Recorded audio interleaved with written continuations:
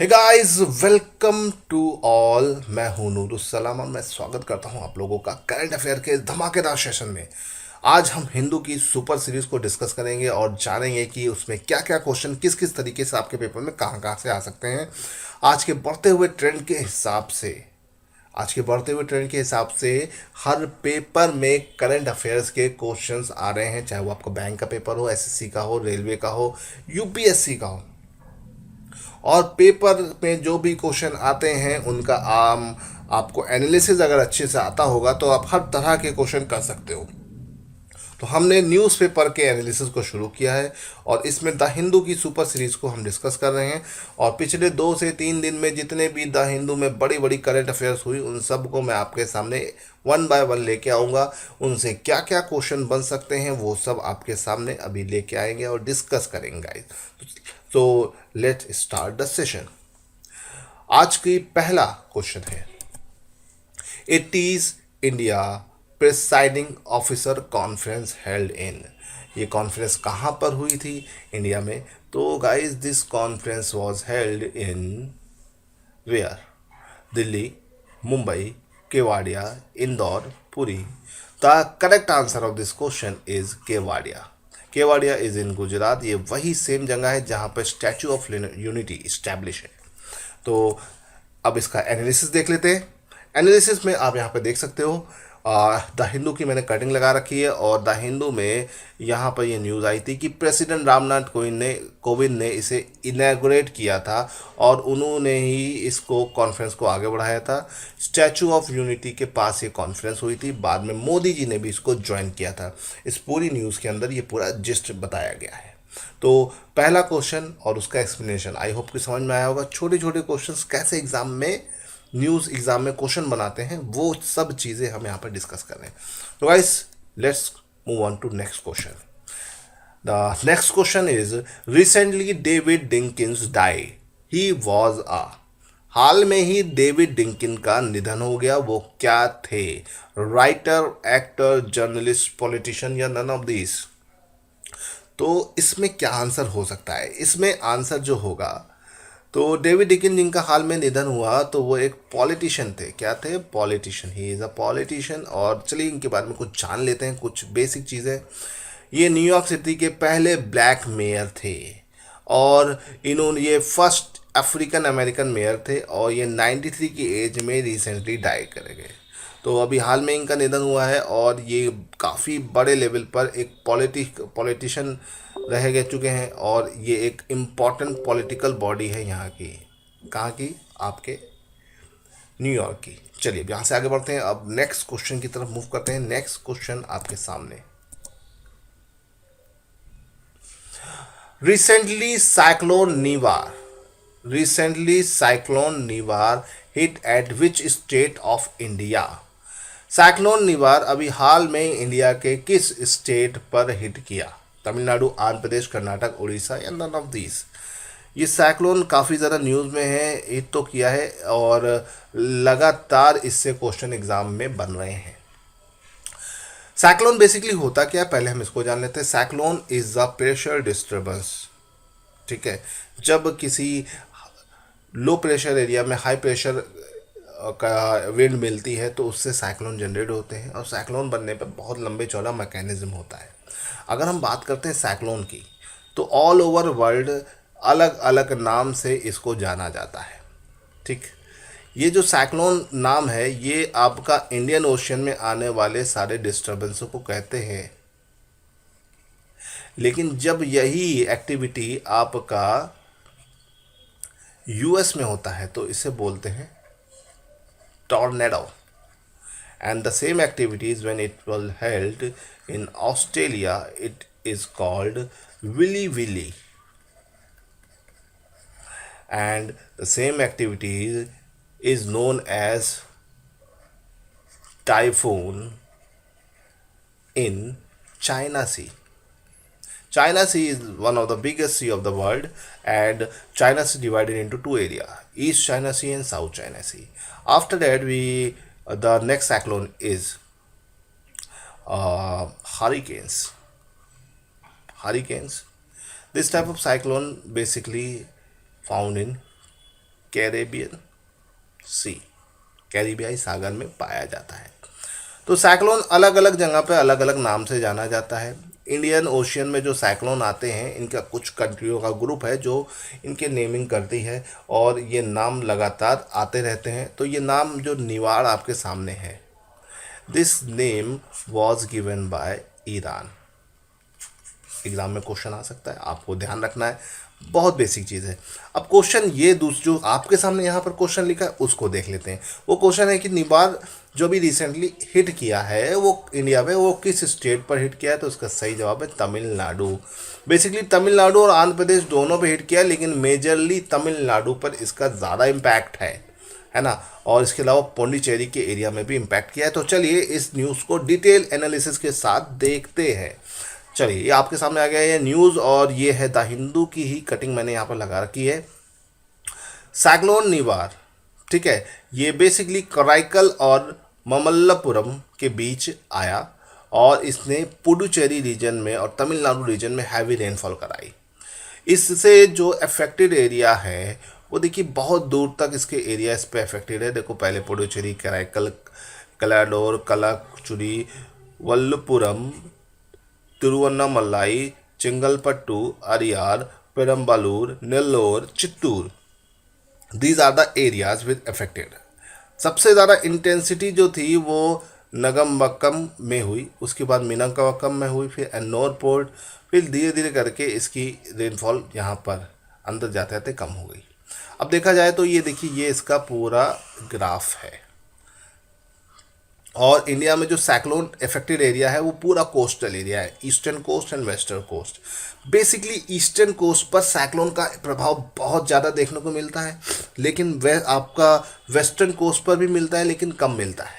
अब थोड़ा सा इसमें और देखें तो इसकी जो स्पीड थी वो 120 से 130 किलोमीटर पर आवर थी, जो अपने आप में अच्छी खासी स्पीड है। ओके, चलिए यहाँ से आगे बढ़ते हैं और कुछ और डिटेल चीज़ें जानते हैं साइक्लोन निवार के बारे में। ये अपनी कैटेगरी का फोर्थ साइक्लोन है जो इस साल आया, और नॉर्थ इंडियन ओशियन के रीजन में आया। पहले 3 साइक्लोन जो थे गति, विच हिट सोमालिया, और वहाँ पे काफ़ी ज़्यादा लैंडफॉल हुआ। फिर अम्फन, इंडिया में इसे विटनेस किया गया ईस्टर्न एरिया में। फिर निसर्गा विच इज़ है केम इन महाराष्ट्र, और फिर निवार ये तमिलनाडु में 2 साल में हिट करने वाला दूसरा साइक्लोन है। इससे पहले गाजा 2018 में हिट किया था। अब अगर हम बात करते हैं तो ये तमिलनाडु, आंध्र प्रदेश और पुडुचेरी के एरिया को बहुत ज़्यादा बाढ़ से प्रभावित कर चुका है, और इसकी स्पीड 120 से 130 किलोमीटर पर आवर है। और ये साइक्लोन जो है बे ऑफ बंगाल में काफ़ी ज़्यादा हलचल मचा चुका है। चलिए ये तो बात हो गई निबार के बारे में। मोस्ट इंपॉर्टेंट थिंग है कि ईरान ने इसका नाम दिया था, इसे याद रखिएगा, क्योंकि साइक्लोन की नेमिंग कहाँ से आती है ये अक्सर पूछा जाता है, कौन सा साइक्लोन की नेमिंग किसने की? तो ईरान ने निवार का नाम दिया। तो guys you have to remember this. और हाँ, इंपॉर्टेंट चीज़, निसर्गा जो इससे पहले आया था, निसर्गा, उसका नाम बांग्लादेश ने दिया था। किसने दिया था? बांग्लादेश ने।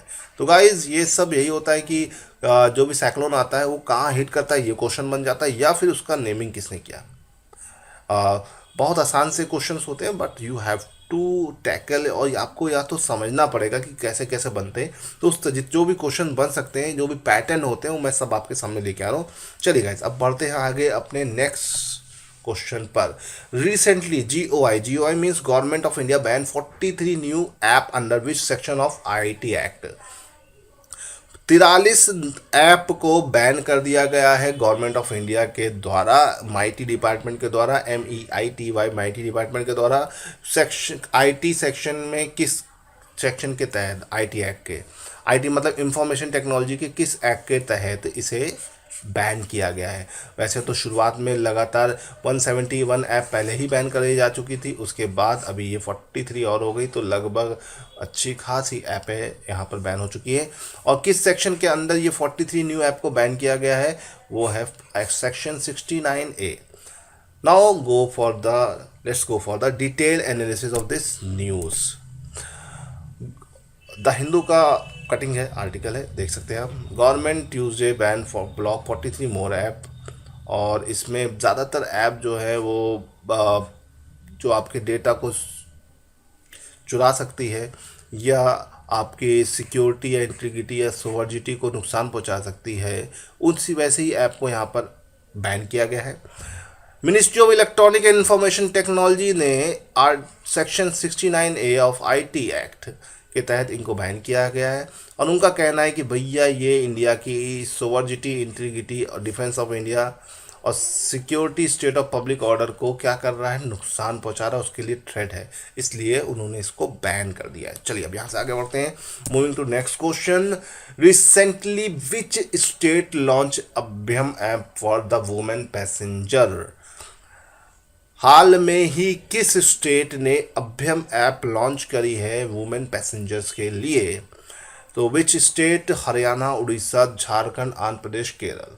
4-5 स्टेट यहाँ पर दिए हुए हैं और अभ्यन ऐप हाल में ही हमारे किस स्टेट ने लॉन्च किया है? वो है आंध्र प्रदेश। आंध्र प्रदेश ने ये ऐप लॉन्च किया है और ये फीमेल के लिए लॉन्च किया है, उनकी सिक्योरिटी के लिए, फीमेल और चिल्ड्रन की सिक्योरिटी के लिए। तो चलिए देखते हैं इस न्यूज़ का detail analysis. Abhayam app for women passenger in Andhra Pradesh, ये पूरी बड़ी न्यूज़ थी। अब इस न्यूज़ के मेन पॉइंट्स को हम यहाँ पर डिस्कस कर लेते हैं। आंध्र प्रदेश के सीएम जगन मोहन रेड्डी ने अभ्यम मोबाइल ऐप लॉन्च किया है। इसका मेन मोटिव क्या है? तो मेन मोटिव है to help women children travelling in taxis and auto rickshaws and to raise an alarm in case of any emergency. This project start with 1,000 auto rickshaw equipped with IoT. IoT is the main technology which used in this Abhyam app. IoT means Internet of Things. Internet of Things is the new emerging application of our computer or internet. By this technology, two or more electronic devices or computer can interact with each other and message each other for the goodwill or for the best purpose. Okay, तो यहाँ पर IoT का मतलब क्या है? IoT जैसे कि suppose करिए, IoT आज के टाइम का बहुत अच्छा टॉपिक है। मैं आपको एक इसका आइडिया बता देता हूँ।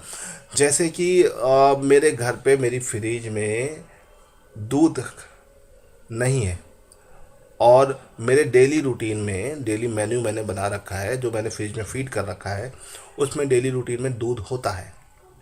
तो जब फ्रिज ने चेक किया कि लिस्ट में मेरे डेली मेन्यू में दूध है बट फ्रिज में दूध नहीं है, तो उसने तुरंत एक मैसेज मेरे मोबाइल पर क्लिक कर दिया, टेक्स्ट कर दिया, क्योंकि मेरा मोबाइल और फ्रिज आपस में इंटरकनेक्टेड है थ्रू इंटरनेट। और मेरे पास तुरंत मैसेज आ गया कि मेरी फ्रिज में आज दूध नहीं है और रास्ते से ऑफिस से लौटते वक्त मैंने दूध की बोतल ख़रीदी और फ्रिज में वापस रख दी। और जैसे ही रिक्वायरमेंट फुलफ़िल हुई तो क्या हुआ, हमारा सारा काम हो गया। तो ये IoT का एक सिंपल सा एग्जांपल है। और ये IoT जो है enable with GPS divide would rolled Visakhapatnam, initial level पर विशाखापट्टनम सिटी से शुरू हो रहा है। 5,000 व्हीकल और फिर 50,000 व्हीकल, फिर 1 lakh vehicle till the end of 2021 नवंबर। ये इनको करना है, विजयवाड़ा तिरुपति एरिया को करेंगे। ये ऐप जो है, this app is the top priority to the safety of women children of that Andhra Pradesh.